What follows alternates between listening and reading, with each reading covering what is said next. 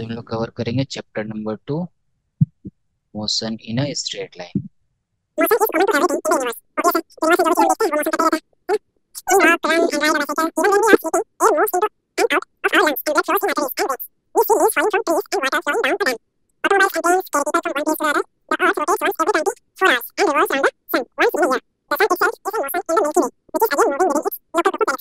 तो बेसिकली यहाँ से यहाँ तक ये क्या बोलना चाह रहा है, अपने जो फर्स्ट लाइन में बोला इसने कि यूनिवर्स के सारे चीजें जो है वो मोशन में है ना, या फिर मोशन करती है।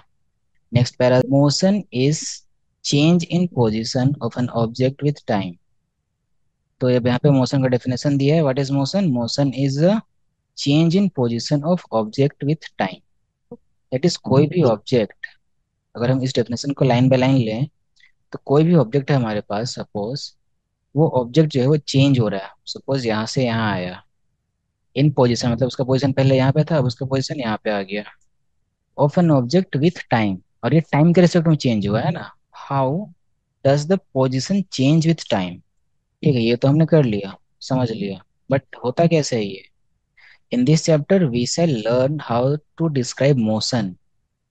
For this we develop the concept of velocity and acceleration. We shall confine ourselves to the study of motion of objects along a straight line, also known as what?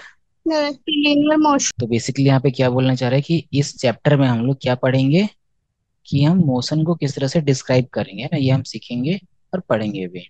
For the case of rectilinear motion with uniform acceleration, a set of simple equations can be obtained. Finally, to understand the relative nature of motion, we introduce the concept of relative velocity. तो यहाँ पे हम क्या पढ़ेंगे? और relative velocity भी पढ़ेंगे, है ना, नेचर ऑफ मोशन भी पढ़ेंगे, इनकी इक्वेशंस भी हम ऑब्टेन करेंगे। In our discussion we shall treat the objects in motion as point objects.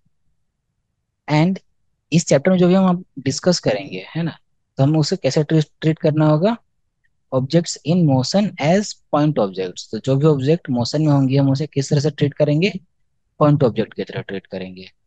This approximation is valid so far as the size of the object is much smaller than the distance it moves in a reasonable duration of time. In a good number of situations in real life, the size of object can be neglected and they can be considered as point-like objects without much error. तो यहाँ पे देखो इस line में क्या बोलना चाह रहा है, ये जो अप्रोक्सीमेशन है वो वैलिड है so far as the size of object is much smaller than the distance. मतलब कितना भी छोटा ऑब्जेक्ट क्यों ना रहे, वो एक जगह से दूसरी जगह मूव हो रहा है तो वो मोशन में है। In kinematics we study ways to describe motion without going into the cause of motion. देखो काइनेमेटिक्स में हम लोग क्या करते हैं ये बता रहा है हमें कि काइनेमेटिक्स में हम लोग क्या करेंगे। We study ways to describe motion. Kinematics में हम पढ़ेंगे कि मोशन को डिस्क्राइब कैसे करना है ना, कि किन किन तरीकों से डिस्क्राइब करना है। एंड वो भी without going into the cause of motion. हमें वो मोशन किस वजह से हुआ, किस रीजन से वो मोशन में आया ऑब्जेक्ट, वो हम उससे हमें कुछ मतलब नहीं है। हम उस मोशन को ही पढ़ेंगे, है ना, केवल उस मोशन के बारे में पढ़ेंगे। हमें उसके कॉज से कुछ लेना देना नहीं है काइनेमेटिक के केस में, ठीक है। What causes motion described in this chapter and the next chapter from the subject matter of chapter 4। NCERT dot solution को सब्सक्राइब करें और अपनी परीक्षा